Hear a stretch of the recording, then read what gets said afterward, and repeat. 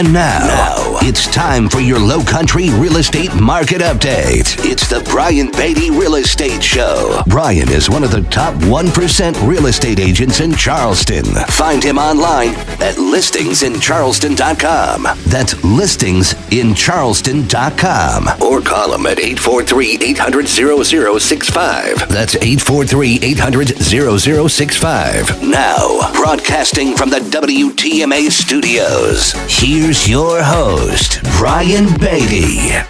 Good morning, Charleston, and welcome to another edition of the Brian Beatty Real Estate Show here on the Big Talker, 1250 WTMA and WTMA.com. I'm your host, Brian Beatty. Gosh, 11 years I've been on this program helping you guys better understand the housing market, informing you of the trends within the marketplace, the process of buying, selling, investing in real estate so that you are an informed consumer. So thank you so much for those of you that are returning. If this is your first time tuning in, I've been on this program for 11 years. I've been selling real estate for almost 20. Sold about 1,500 properties to the tune of about $1 billion here in the Charleston area. So I share my experiences as a top agent to help you become an informed consumer. So I want to tell you more about what we're going to talk about today. We've got some really interesting stuff coming up. There was an article that came out that said that South Carolina leads the pack, leads the nation in foreclosures. So I want to talk about that. I was actually interviewed by ABC News 4 on this. And so I want to talk with you a little bit about the findings from the research and really what that means for the real estate market.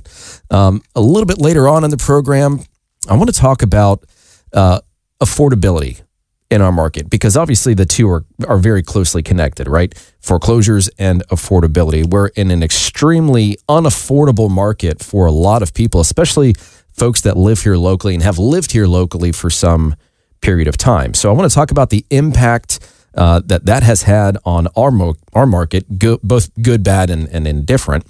And then I want to talk a little bit about just the process of buying and selling real estate, especially in the spring market when things are just crazy, right? It's really the busiest time of year for agents and for buyers and sellers as well. It's when we see the most properties hit the market. It's when we see the most properties go under contract and when we see the most market or properties sell. So it's just a busy time of year. I want to talk about if you're going to sell a home in this market right now, some things you need to consider.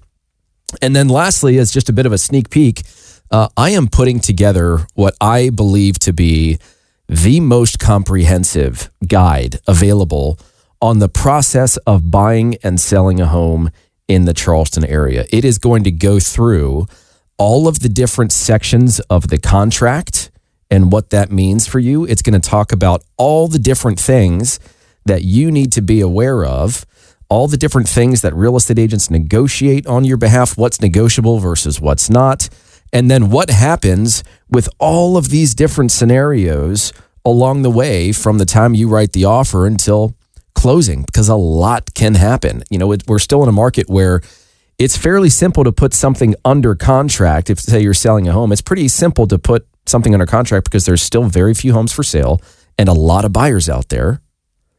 But what happens between contract and closing? That is where you can make or break the sale, and it can either make you thousands or cost you thousands or tens of thousands. So I want to talk about that just a little bit. And I will say that, I'm probably 90% of the way through this guide. I have poured my heart and soul into it. It's a lot, but it is extremely comprehensive. And so if you want to get on the waiting list for that, I'm revealing this for the first time. So if you want to get on that waiting list to receive those guides for buying and selling a property in Charleston, there's nothing else like it out there right now, then do me a favor and text the word guide to 843-800-0065. That's my personal cell number, 843-800-0065. Of course, if you ever have any questions, you're looking for a reputable, high-caliber real estate agent, I invite you to call me and interview me for the job of helping you buying, selling, or investing in real estate. You can also check us out online, though, if you want more information on us, listingsincharleston.com. That's listingsincharleston.com. Or check us out on YouTube or Facebook or iTunes or any of those different outlets. We've got podcasts. We've got 1,000+ videos on YouTube. So if you want to put a face with the voice, then YouTube's where to go. So anyways, without any further ado, let's get into this. Let's talk about this article that came out. It was a research article from Adam, which is a leading curator of land and property and just real estate data. And they said that in February of this year, there were 32,938 U.S. properties with foreclosure filings across the country, which is down 1% from last month, but up 8% from a year ago. And if you look at the actual repossessions, right, people that actually are getting foreclosed on, last month it was about 3,400 people, which is down 14% from last month and 11% from a year ago. So foreclosure filings are increasing. The actual number of people that have been foreclosed upon nationwide has decreased. But if you look at some specific states, South Carolina actually leads the pack. As of right now, in February, at least, of 2024, the number of foreclosure filings was up 51% in South Carolina. In Missouri, it was 50%. In Pennsylvania, it was 46%. In Texas, it was up 7%. In Indiana, it was up 0.8%. So it's not a small, variance between number 1 and number 5 out of the 50 total states. So, I mean, if you look at, nationwide, about 1 in every 4,279 housing units had a foreclosure filing in February of 2024. Now, that is not in and of itself a high number at all. South Carolina, however, was 1 in every 2,220 or 48. So it goes down and it breaks it down even further by areas that have populations of at least 200,000 people. And number 1 was Columbia, South Carolina. 1 in every 1,478 housing units had a foreclosure filing. Then it went to Lakeland, Florida. And then it went to Spartanburg, South Carolina. And then a place in California. And then Florence, South Carolina. 3 out of the 5 right here in South Carolina. And so the CEO of Adams said the annual uptick in U.S. foreclosure activity hints at shifting dynamics within the housing market. These trends could signify evolving financial landscapes for homeowners, prompting adjustments in market strategies and lending practices. We continue to closely monitor these trends to comprehend their complete effect on foreclosure activity. Now, let's just for a moment here, and I guess let me just first say as a quick caveat, we all, I think, remember 2008 and what happened to the market nationwide and of course, us here in Charleston, South Carolina, right? Well, from 2008 until 2013, maybe 2014, I did a ton, hundreds of short sales, bank-owned properties, representing people on both sides of the equation, both sellers, banks, and buyers. So I have a very intimate knowledge of what we call distress sales. And if you think about the contributing factors that lead to foreclosure, they are things like adjustable rate mortgages, medical issues, job losses, high interest debt, unexpected large expenses, right? Folks that don't have savings, they're spending everything they're making. And in an environment like this, that's very common. But you also have divorce, you have unexpected relocation, you have an increase in expenses relative to your income. Think about inflation and the fact that everything costs more right now, including insurance, especially insurance here for us in the Low Country, utilities, taxes. I mean, we're getting hit from all angles. And the reality is, our housing affordability in Charleston, the Charleston metro area, is 76. Now, what does that mean? So when you look at housing affordability indexes, 100 is basically flat. What 100 would represent is that the median income is exactly what is needed to afford the median priced home given prevailing interest rates and a 20% down payment. Now, of course, a lot of people don't have 20% to put down on their purchase, so the affordability index is actually even lower than that, but we're at 76. Only 76% of our median income is, we only have 70% or 76% of the income necessary to afford the median priced home in our market, right? And so that then begs the question, well, is that a contributing factor to these increases in foreclosures that we're seeing? And we need to add some context to what I mentioned earlier in regards to foreclosure filings being up 51%. So, let's look at it this way. And this is the power in numbers and the reason why you need to really dig for context in information like this. And I'm going to give you this. I could say, as an example, that distress sales in the Charleston metro area increased 16.7% in 2023 compared to 2022. And that's a true statistic. Now that sounds big, right? Here's the reality. Distress sales in 2022 represented 0.6% of all transactions. Last year, it was 0.7% of all transactions. So 17% sounds a lot bigger than going from 0.6% to 0.7%. The reality is the vast majority of these people that are getting foreclosure filings put against them have enough equity to be able to sell the property or look for some sort of alternative that would allow them to get out of that house without it having to go back to the bank. And I would say that in most instances, they do not owe more than what their house is worth. It's just that as a result of having done this hundreds of times with these types of transactions, it's natural human behavior for people to kind of just disconnect from the world and hope that time will heal all wounds, right? They'll hope that time will get them back on track. But what they do is they stop answering their phone calls, they stop answering their mail, they start getting real estate agents, real estate investors calling them, asking them if they want to sell their home. And they just kind of, they exit society until they hopefully get back on their feet. And obviously some of them don't. And then they get their notice that says, hey, your property's going to auction. Like, enough's enough. You haven't paid us for a while now. We need to foreclose. We're going to take the property back. And the reality is these banks do not want these properties. They do not want to be in the business of selling real estate. But I want to talk a little bit more about how this kind of impacts our market. And I do want to say that if you're one of those homeowners right now that's struggling financially, you've had some sort of distress in your life that has caused you to not be able to pay your mortgage payments or your rental payments if you're renting a house. Obviously, that's going to impact the person that owns it because they're relying on your income to pay their mortgage if there's one. There are plenty of options out there aside from you getting foreclosed on.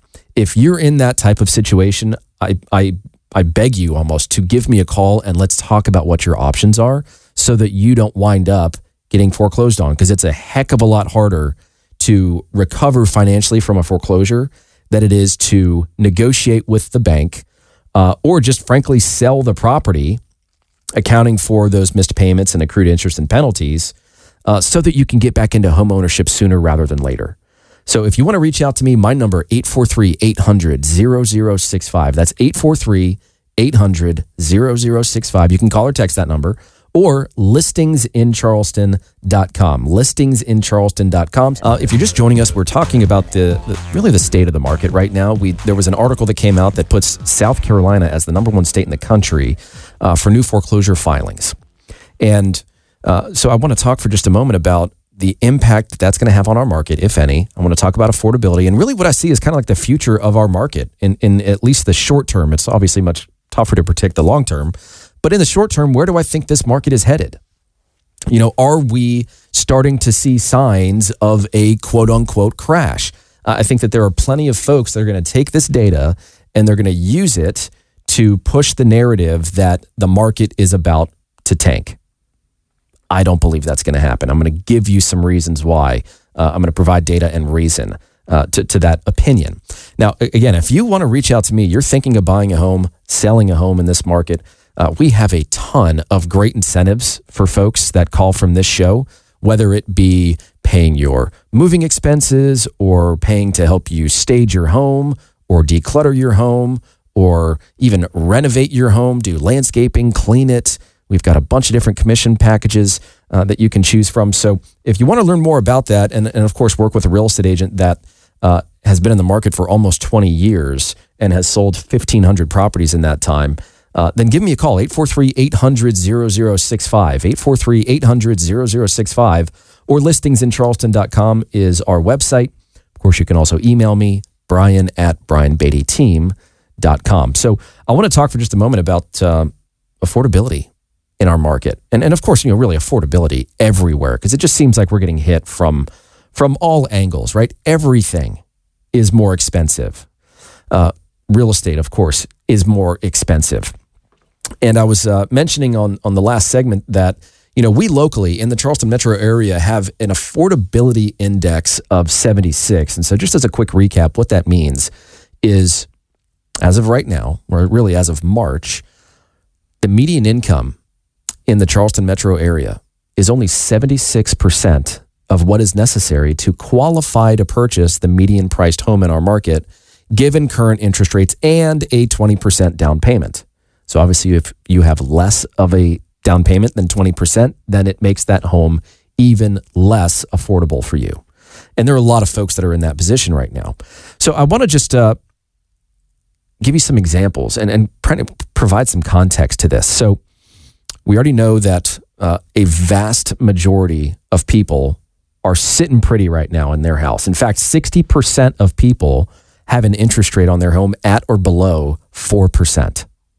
So you have a lot of folks that maybe are contemplating selling and buying a home right now. They just can't justify it because of the financials, right? They've made a bunch of money in the form of equity on their home, but they don't want to buy a property and pay a 7.5% interest rate when they're at a 3 or 4% interest rate, or maybe even lower. It just doesn't make sense to them. So what are they going to do? They're going to wait, right? So I want to talk about that for just a moment. Let's look for a second, though, at what's happened to pricing in the Charleston area. If we're looking at median sales prices, Charleston County over the past 12 months has gone up 9.9%. Berkeley County is up 5.9%, and Dorchester County is up 7.6%. Now, the rolling kind of 3-month average on the median sales price for like a pre-owned, not new construction, single-family home in Charleston County is $615,000. Last year at this time, it was $550,000.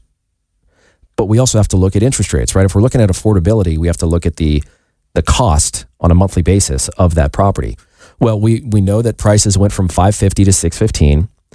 This time last year, interest rates were at 6.8%. Now they're at 7.5%. Okay. So, and that's with like a 750 credit score. So here's what that means. And here's how that math plays out. Last year, to afford the median priced home in Charleston County was about $3,600 a month. Now it's $4,300 a month. That's about an 18% increase in monthly payments, even though pricing went up by 10%. That's the effect that interest rates have. Even going from 6.8 to 7.5, you can see it equates to an 8% increase in payments. So, of course, you have a bunch of people that are just hoping, waiting, begging, pleading that interest rates come down soon because they've been locked out of the market. Now, so if you combine what I just kind of mentioned and that little equation here, and you think about the fact that literally everything is more expensive, right? Like it costs $50 to feed a family of 4 at McDonald's, which is ridiculous. But if our affordability index is 76, then that means that the median affordable home price in Charleston is $433,000. We've got about 2,900 properties that are on the market for sale in the Tri-County right now. 1,300 of them are at or below $433,000. 872 of them are available to buy right now. 525 of them are single-family homes. 338 of them have at least 3 bedrooms, 2 bathrooms, and 1,500 square feet, and only 227 of them are FHA and VA eligible. Now, I know that's a mouthful, but the point here is this. There are simply not enough homes available for all of the buyers that exist in our market and that continue to move to our market that don't make hundreds of thousands of dollars a year. So this is why, in my opinion, prices are positioned to continue to increase. Now, will they increase at the same rate that we've kind of grown accustomed to? Well, we're certainly not going to see, continued double-digit appreciation for forever. No one would be able to afford a home. At some point, of course, interest rates are also going to come down. We're seeing maybe third quarter, fourth quarter of this year. And of course, everybody's waiting for that to happen. But what's going to happen as a result of that? As soon as rates come down and it increases affordability and purchasing power for buyers that are kind of locked out of the market right now, they're going to jump in. If we don't see a significant increase in the number of homes for sale, then it's just going to push the pendulum further to the seller side of the equation. It's going to give them even more power, right? Because of simple supply and demand. So I personally think that in the short term, prices are going to continue to go up in Charleston. Now, what do you do with that information if you're a buyer? What do you do with that information if you're a seller? In real estate, agents are always looking for a way to try and convince you to do something now, right? For them, it's all about, urgency. How can I convert this person sooner? How can I get them to buy or sell something sooner so I can earn a commission sooner, right? Now, you, of course, are going to have some people that really understand the market, the dynamics of the market, the trends within it, and they're going to give you timing-based advice in conjunction with what your personal goals are. And if they truly feel that now is a better time than later to engage in a transaction in real estate, and they can justify that, right, with data and with reason, and it makes sense, then that's worthwhile commentary from what is hopefully a trusted, advisor, professional, consultant, an agent. But of course, you also have people that are just looking for a way to earn a commission sooner rather than later, right? And that's the unfortunate part about just this industry, but it's sales, right? And you got to take that with a little bit of a grain of salt. It's not just real estate that's looking to try and convert you sooner rather than later. I mean, have you shopped for a car recently? There's all different kinds of examples there. But I think the reality is this. In the short term, I see prices continuing to go up because we don't have enough homes for sale. We've got a bunch of people right now that are basically sidelined because they just can't afford to buy a home. Renting a property is extremely expensive in almost every part of Charleston. But it's not enough in most instances for you to be able to buy a home and make it just a true rental property and really make sense out of the numbers. It used to be that you could buy a property and follow what's called the 1% rule. Meaning, if you're going to buy a property for $300,000, it's going to rent for $3,000 a month, or you can get rent to $3,000 a month. That is an extremely challenging and almost far-fetched scenario in our market right now. You'd be lucky to get 0.5, 0.6% return on a property that you purchase as a rental. Now, there's some exceptions to that. And of course, it all depends on the purchase price, right? That's what you can control. And I think that's what so many people miss. They sacrifice their purchase price for the potential gain later on down the road if they renovate the property and maybe they increase the rental price per month. You can only really control the purchase price of a property. You can't necessarily control how much contractors charge for the work that they perform. And to an extent, you can't really control the sales price because the sales price is determined by what people are willing to pay for it. What you can control is what you pay for that property. And that's why when we work with an investor, we do a very deep dive on what their expectations are, what they want to buy, what does their box look like, and we try to find properties that fit within that box. What is their required return on investment? And then we go out into the marketplace and we identify, we analyze, we interpret, and we then present investment properties only if it accomplishes their requirements. In other words, when we work with investors, it's not like we set you up with some sort of automated search and they're just like, hey, if you see any of these properties that you think might make a good investment, let me know and I'll run the numbers. No, that's what we're here for. That's what we're supposed to be doing. So if you're looking for investment property, work with somebody that really understands that process. I'm only going to bring you deals if I think it's something you should buy. That should be the way it works. And then that's why we also have a property management company that's really streamlined, that has zero fluff in it. There are no other ways for us to make money other than when we put a tenant in your home and then what we collect on a monthly basis to manage the property.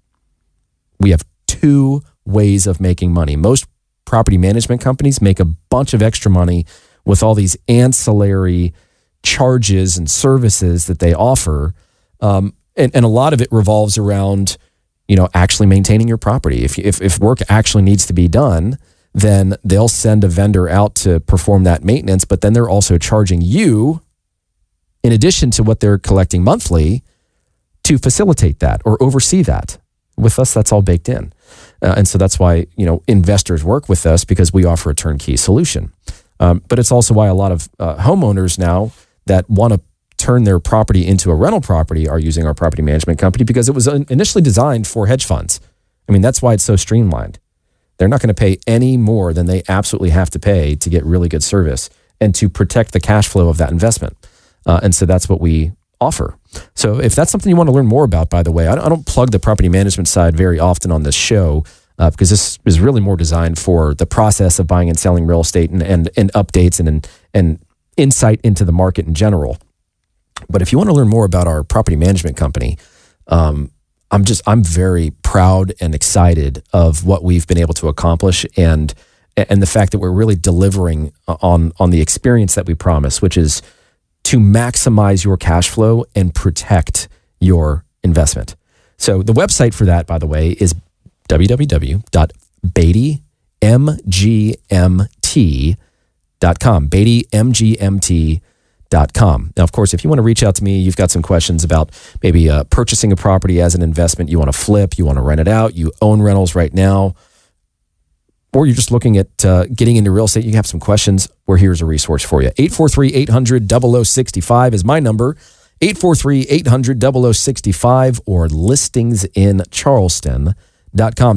Hey, I always like to take a minute and just say that I really appreciate those of you that listen to this program and have for so long. I appreciate those of you that reach out either with just a simple question, something I can help you with, or of course those that are looking to interview a top agent and hire me as somebody to help you buy, sell, or invest in real estate, or maybe manage your property for you.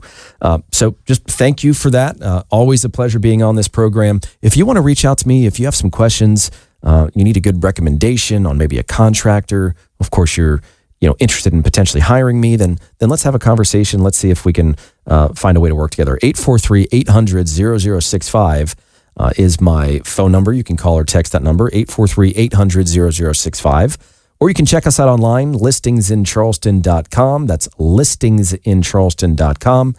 Check us out on YouTube, Facebook, Instagram, TikTok, iTunes, all that great stuff. Anyways, I also just want to say very quickly that this guide that I am writing, it's going to be extremely comprehensive. I don't know of anything like it in the Charleston market, and I've looked tirelessly for something like this because I wanted to make sure that I'm covering all my bases, and I think I have. But I just want to give you an idea really quickly of what some of these things are going to include. When we talk about the process of buying and selling a home, there's a lot that goes into this. And this is where I think, quite frankly, real estate agents, the really good ones, are the ones that really shine in this process, and the ones that save or earn you money, as opposed to looking at it through the lens of, well, this is going to cost me X to hire this professional. I think when done correctly, and there's plenty of research out there, frankly, to support this, when you hire the right real estate agent, you make more than what it costs for that agent's services.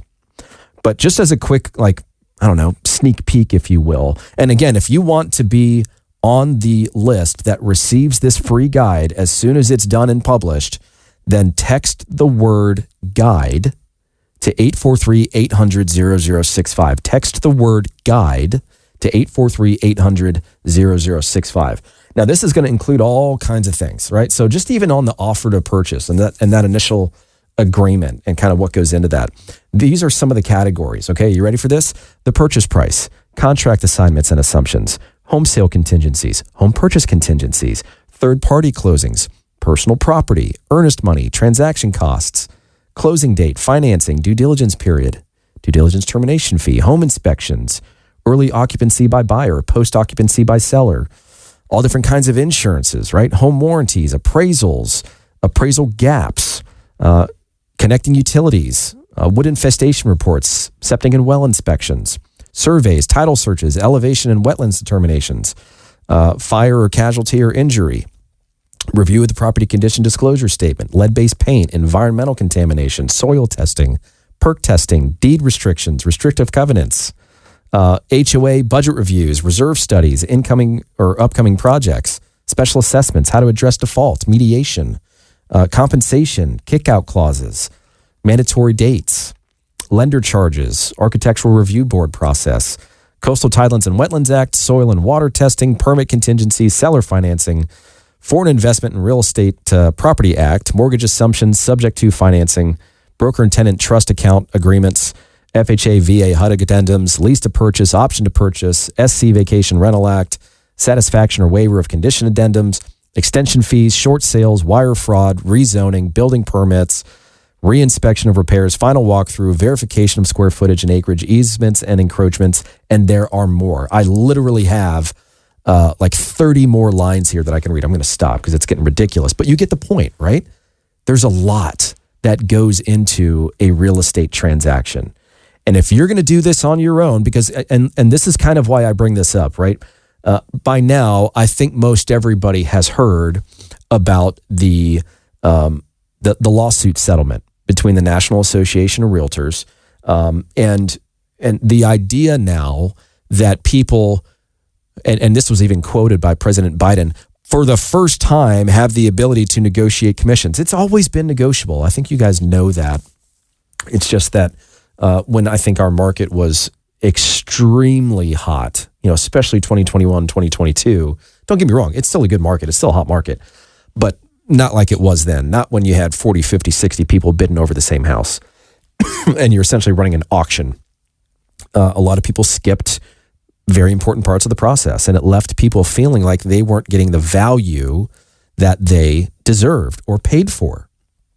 And so this settlement to this lawsuit, quite frankly, is deserved. And I have not shied away on this program from talking about the difference, I think, between working with a high caliber, high speed, very successful real estate agent, and then, your uncle's friend that has his real estate license, and you should use him because it's a friend of the family, right? That doesn't really know what they're doing, and might have gotten some training, but probably not, because the training in our industry is lackluster at best, which is why we focus so much of it, or focus on it so much on our team. But anyways, the guide that I'm writing is going to cover all of these things.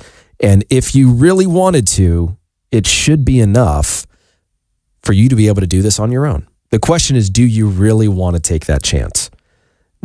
Like even something as simple as determining how much to offer or how much to list your house for. The information that you have access to as just someone from the general public versus the information I have access to as a real estate agent with an MLS and easy access to city and public data and records and so on and so forth. And then information that agents share with each other in the MLS that you as just a general member of the public are not privy to. It's really tough for you to determine what a property is worth. And I'll just say that most people have some context to arrive at a price they feel is reasonable, whether that be, my neighbor down the street just sold for $500,000 and I'm 200 square feet more than them, and it sold for $300 a square foot. So you just multiply the square footage difference by the price per square foot, and that's what my home should be worth. And it's really not at all how that works, if I'm being honest. You can do it that way, and you can get fairly close, and I guess the thing to really stress here is that this is your biggest asset. This is hundreds and hundreds and hundreds of thousands of dollars, if not millions of dollars. Little mistakes can mean big bucks in this type of transaction. Even something as simple as pricing your property or understanding value really is what I should be saying, because we look at the data, we look at the comps, we look at what's on the market, what's under contract, what's sold. For those properties that sold, were there any contingencies or incentives that seller offered? Because again, you as just a general member of the public aren't going to have access to what the incentives were that seller offered to that buyer. Those concessions could be the equivalent of, $10, $20, $50,000 that you're just not privy to. You're just not privy to that data. But we look at, all right, well, what's sold? When did it sell? When did it go under contract? What was the value when they determined how much to pay for it at that point in time? Because there's always a lag in data, and we need to adjust for that. I told you earlier that prices in Charleston County are up 9.9% year to date. Well, if something sold 6 months ago, but it was put under contract 3 months before that, we have to account for that lapse in time. We also have to account for the condition, the upgrades, the quality, the location, the acreage, the square footage, all of the bedrooms, bathrooms, square footage, amenities, all those things. And there's dollar amounts that you assign to those differences, to those comparable properties, to then arrive at an adjusted value based on that research. And I'm here to tell you, folks, most real estate agents don't even know how to do it right. And I think that we have a lot of folks that listen to this program that are in the industry, and I've had some appraisers that have been very, very kind in commenting that, they wish that real estate agents had a better education when it comes to pricing properties, because when the appraisers go out and they try to justify the contract amount, sometimes they have to scratch their head and be like, how in the world did everybody arrive at this price when there's no data to support it, or the data supports something entirely different? And I think that, frankly, is why some people are riled up right now, is because they feel like they're not getting the real education and the real guidance that they deserve from a high caliber professional, right? For a lot of them, they have felt like agents over the past few years have just said, hey, here's how much they're asking. How much do you want to offer? Or if it's like 2021, 2022, how much above that price are you comfortable offering to try and secure the house, right?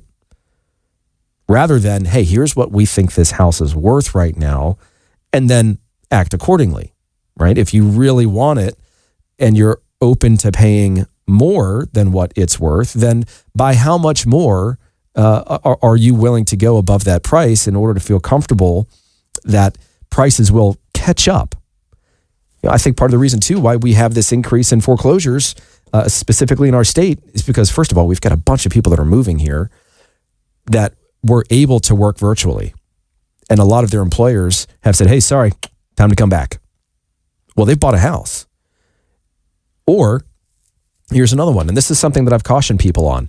It's a tendency for people to buy at the maximum they can afford, right? They top out their budget when they buy a house. And if that's comfortable for you, then so be it.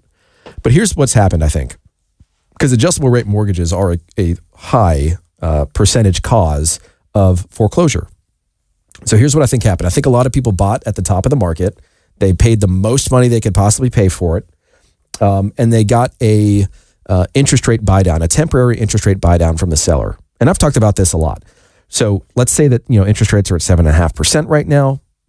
A seller could offer a buyer something called a 2-1 rate buy down, meaning at the seller's expense for the first year, that buyer's mortgage payment is going to be 5.5% interest. Next year, it's going to be 6.5%. The third year, it's going to reset to 7.5%. And the idea is that interest rates will have come down by then so that you can refinance and you can secure a lower interest rate than the 7.5% you initially got. We're just going to help kind of, prime the pump a little bit by giving you an interest rate 2 percentage points lower in year 1% interest rate lower year 2, and then in the third year, it's going to reset. Well, I think a lot of people did that, and the interest rates haven't reset yet.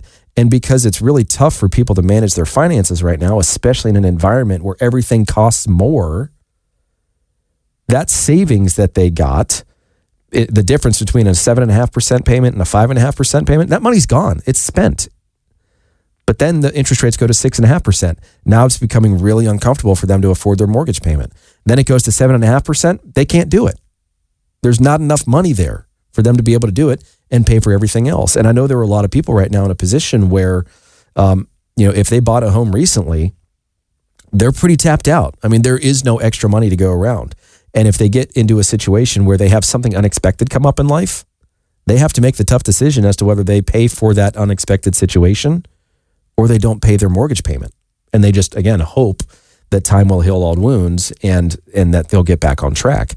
But at the end of the day, we need inventory. We need properties to hit the market.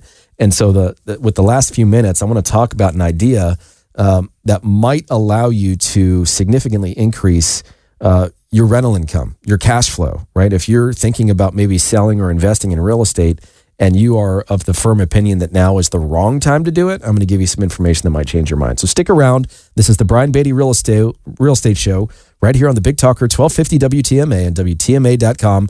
And again, if you want to reach out to me, you've got some questions, 843-800-0065, 843-800-0065. Tons of incentives for you guys to choose. It's kind of like a choose your own adventure, whatever you think works best for you. For more information on those incentives, give me a call, 843-800-0065 or listingsincharleston.com. Hey, I've only got a little bit of time left, and so I want to leave you guys with this. There are plenty of folks that have called us recently that own rental property or rental properties that are wondering whether now might be the right time to kind of cash in on this investment and sell it. And I want you guys to think about the idea of cash flow, right? Because at some point we all need to stop working, right, and start enjoying life a little bit. Real estate continues to be an incredible vehicle, the most well-known and used vehicle among millionaires to build wealth. So if you own investment property or if you want to acquire investment property, just because interest rates are at 7.5% does not mean that now is an awful time to invest in real estate. Yes, it makes finding it a little bit harder, but what we're doing for a lot of folks right now is we're just doing an analysis on, even if it's their own personal home, here's what your home is worth. Here's how much it could rent for. Here's how much equity you have.